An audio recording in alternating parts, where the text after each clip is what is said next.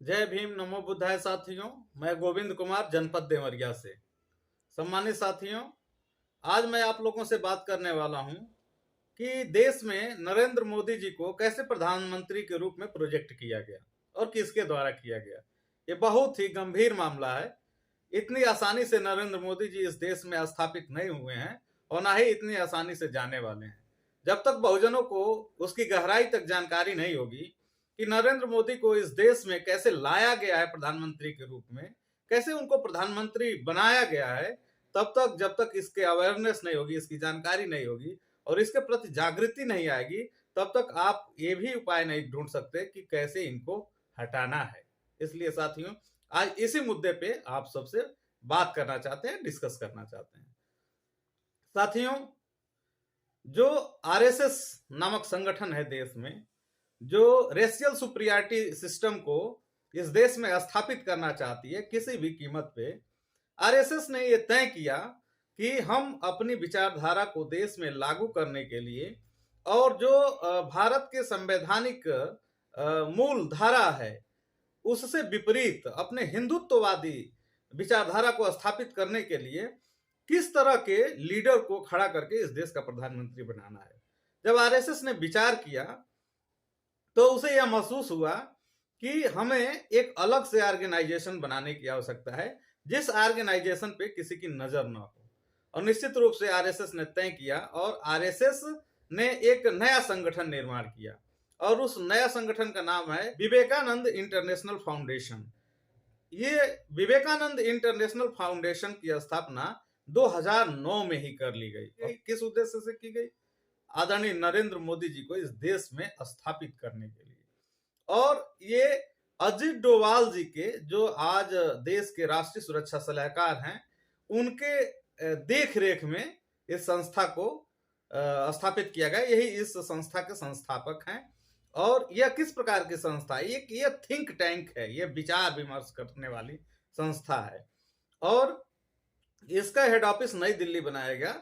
और एक आरएसएस के बहुत ही महत्वपूर्ण व्यक्ति स्वामीनाथन गुरुमूर्ति की अध्यक्षता में इसे निर्माण किया गया। जब यह संस्था निर्माण हो गई तो यह विचार किया गया कि कौन ऐसा व्यक्ति है भारतीय जनता पार्टी में जो आरएसएस की आइडियोलॉजी को देश में पूर्ण रूप से स्थापित कर सकता है, ला सकता है। और विचार मंथन के बाद, जैसे आप जानते हैं कि ये थिंक टैंक के रूप में दोनों संस्थाएं काम करती हैं, और विचार मंथन के रूप में इन लोगों ने तय किया कि निश्चित रूप से नरेंद्र मोदी को लाना ही उचित होगा गुजरात से। और यह सिलेक्शन क्यों किया गया? इस सिलेक्शन के पीछे एक बहुत बड़ा आधार है साथियों। आधार यह है कि जो नरेंद्र मोदी जी हैं गुजरात के मुख्यमंत्री होते हैं और गुजरात का मुख्यमंत्री का सिलेक्शन इसलिए करना उचित होगा क्योंकि गुजरात एक ऐसा जगह है, उसमें अंकलेश्वर नामक शहर जो है वो एशिया का सबसे बड़ा इंडस्ट्रियल एरिया है और अंकलेश्वर में बहुत ज्यादा इंडस्ट्रियलिस्ट हैं जो कि नरेंद्र मोदी से जिनके अच्छे ताल्लुकात हैं और इस आधार पे उनको सिलेक्शन किया गया। और जब सिलेक्शन हो गया तो आरएसएस ने विचार किया, विमर्श किया, सोचा और उसके साथ साथ स्वामी विवेकानंद इंटरनेशनल फाउंडेशन ने भी सोचा कि यदि नरेंद्र मोदी को हम लाते हैं तो मीडिया को बड़ी आसानी से मैनेज कर सकते हैं और फंड के लिए जो है कारपोरेट्स जगत को बहुत आसानी से मैनेज कर सकते हैं क्योंकि उनके संबंध ज्यादा कारपोरेट जगत में हैं। तो आरएसएस ने सोचा कि जैसा कि आप जानते हैं कि बाबा साहब डॉक्टर अंबेडकर कहते हैं कि सूचनाओं के स्रोत पे जिसका नियंत्रण होता है उसका समाज पे नियंत्रण होता है और जिसका समाज पे नियंत्रण होता है उसका सत्ता पे नियंत्रण होता है। इस बात को ध्यान में रखते हुए आरएसएस ने क्या किया? सबसे पहले सूचनाओं के स्रोत पे नियंत्रण स्थापित करने के लिए जो है कि बड़े पैमाने पे धन्ना सेठों से चंदा लिया और बड़ी फंडिंग करके, जैसा कि आप जानते हैं कि नरेंद्र मोदी जी गुजरात के थे और बड़े इंडस्ट्रियलिस्ट या कारपोरेट जगत से इनका संबंध होने के नाते बहुत ज्यादा मात्रा में इनको फंड मिल गया। जब इनको एज ए प्रधानमंत्री जब आरएसएस ने प्रोजेक्ट किया तो बड़े पैमाने पे फंड मिलने के कारण उस फंड का उपयोग करके मीडिया को मैनेज किया गया। और मीडिया को किसके द्वारा मैनेज किया गया? स्वामीनाथन गुरुमूर्ति जो है पहले आरएसएस में काम करते थे, जो कि मीडिया को भी देखते थे और एक बहुत ही माने जाने आरएसएस के कार्यकर्ता रहे हैं। इनके माध्यम से, चूंकि ये एक पत्रकार थे और पत्रकार के माध्यम से मीडिया को बेहतर तरीके से मैनेज किया जा सकता है, इनका उपयोग प्रयोग करके आरएसएस ने पूरी मीडिया को मैनेज कर लिया। और मीडिया यह दिखाने लगा कि देश का प्रधानमंत्री भारतीय जनता पार्टी में एज ए नरेंद्र मोदी ही होंगे।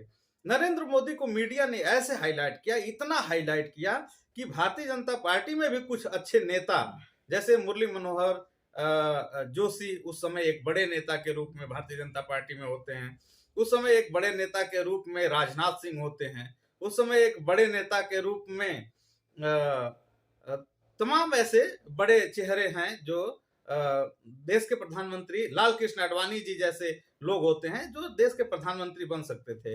लेकिन इनसे खतरा महसूस करके आरएसएस ने मीडिया के माध्यम से नरेंद्र मोदी जी को इतना हाईलाइट किया कि बीजेपी भी नरेंद्र मोदी जी के सामने बौनी नजर आए और बीजेपी का नाम कहीं नहीं मीडिया में लिया गया, हमेशा नरेंद्र मोदी का नाम लिया गया। सरकार भी कही जाती है तो आप देखिए, भारतीय जनता पार्टी या बीजेपी की सरकार नहीं कही जाती है, नरेंद्र मोदी की सरकार कही जाती है, क्योंकि इनको इतना हाईलाइट किया जाए कि भारतीय जनता पार्टी भी बौनी नजर आए इनके सामने।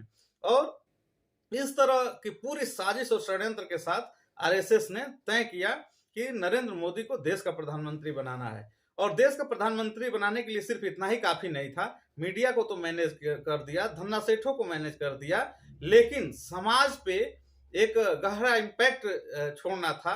तो समाज को मोटिवेट करने के लिए, आम जनमानस को मोटिवेट करने के लिए इन लोगों ने पूरी सोच विचार के एक थिंक टैंक के रूप में काम किया और सोच विचार के मुद्दा देने का काम किया। मुद्दा दिया नरेंद्र मोदी जी को कि आप जो है 3 मुद्दों पे आपको काम करना होगा। सबसे पहला मुद्दा धर्म पे काम करना होगा, ताकि हिंदू मुस्लिम करके धर्म के नाम पे लोगों को पोलराइज किया जा सके।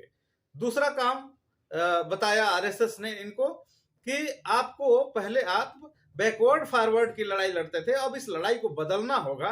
अब आपको हिंदुत्व की बात करनी होगी और सिर्फ वोट लेने के समय, बाकी उस समय आप काम करें ना करें, लेकिन वोट लेते समय आपको हिंदू की बात करनी होगी, जिसके कारण एससी एसटी ओबीसी जो है बिखरा हुआ है वो हिंदुत्व के नाम पे इकट्ठा होकर हमारे साथ खड़ा हो और मुसलमान के अगेंस्ट में खड़ा हो, हिंदू मुसलमान करना होगा। तीसरा उन लोगों ने कहा कि जो सबसे प्रभावशाली मुद्दा है वो राष्ट्रवाद का मुद्दा है। ऐसा प्रस्तुत करना होगा आपको, ऐसी प्रस्तुति देनी होगी आपको कि जैसे लगे कि इस देश में आपसे बड़ा कोई देशभक्त नहीं है, आपसे बड़ा कोई राष्ट्रवादी नहीं है। और जो आपके विपक्ष में बोलेगा, अपने आप उसको ऐसा महसूस कराया जाएगा और मीडिया के माध्यम से महसूस कराया जाएगा कि वो राष्ट्रद्रोही है। जब भी किसी सरकार को कोई भी जनता या कोई व्यक्ति सरकार के ऊपर सवाल करता है तो उसको राष्ट्रद्रोही के रूप में सरकार अपने ताकत का प्रयोग करके उसको जनता के बीच में प्रस्तुत करने का काम करती है, ताकि उसको चुनावी लाभ मिल सके। हालांकि राष्ट्रवाद जो है, सबसे बड़ा जो राष्ट्रवाद है वो है कि राष्ट्र का जो अंतिम व्यक्ति है उसको विकास की मुख्य धारा से जोड़ा जा सके, शिक्षा से जोड़ा जा सके, उसको सम्मान से जोड़ा जा सके, उसको उसके स्वास्थ्य अच्छे मुहैया कराया जा सके। ये असली राष्ट्रवाद है। जब देश का नागरिक खुशहाल नहीं होगा, देश का नागरिक विकसित नहीं होगा, तो निश्चित रूप से राष्ट्र कमजोर होगा। एक अच्छे राष्ट्र को बनाने के लिए आपको जो भारत का संविधान है, भारत के संविधान का जो हृदय है, जो उसको जो समता, स्वतंत्रता, बंधुता के आधार पे समाज और राष्ट्र का निर्माण करना चाहता है भारत का संविधान, उस आधार पे थिंकिंग लानी होगी, तब जाके एक अच्छे राष्ट्र का निर्माण हो सकता है। लेकिन इन साजिशों के तहत और इन गहरी जो है कि चालों के तहत भारतीय जनता पार्टी की सरकार देश में लाई गई। आदरणीय नरेंद्र मोदी जी को इस देश का प्रधानमंत्री बनाया गया। यदि बहुजन चाहते हैं कि इस देश में जो है कि नरेंद्र मोदी को की सरकार को हटाया जाए और विपक्ष को किसी भी कीमत पे लाया जाए, तो उनके पास हर चीज की जानकारी होनी चाहिए। हर कैसे भारतीय जनता पार्टी की सरकार आई है, तभी जाके उसका काटे ढूंढ सकते हैं।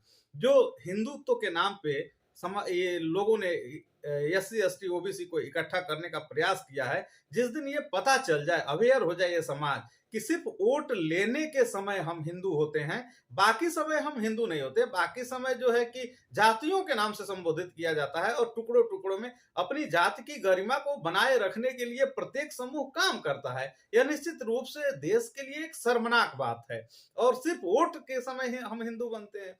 तो SC ST OBC को जागरूक होकर भारतीय जनता पार्टी और RSS की विचारधारा को समाप्त करने के लिए SC ST OBC माइनॉरिटीज को एक होकर बहुजन समाज का निर्माण करना होगा। जब तक इस देश में बहुजन समाज का निर्माण नहीं होगा, जब तक इस देश में बहुजनों की अपनी निजी मीडिया नहीं होगी ताकि आपकी सूचनाओं को समाज तक ले जाया जा सके, क्योंकि आप साफ साफ जानते हैं कि बाबा साहब अम्बेडकर कहते हैं कि सूचनाओं के स्रोत पे जिसका नियंत्रण होता है उसका समाज पे नियंत्रण होता है, और जिसका समाज पे नियंत्रण होता है उसका सत्ता पे नियंत्रण होता है। तो सूचनाओं के स्रोत पे यदि हमारे बहुजनों का नियंत्रण नहीं होगा तो आम जनमानस तक हम अपनी सूचनाएं कैसे फैलाएंगे, कैसे देंगे जो सही सूचनाएं हैं। हमारे खिलाफ अनर्गल तरीके से सूचनाएं पहुंचाई जाती हैं।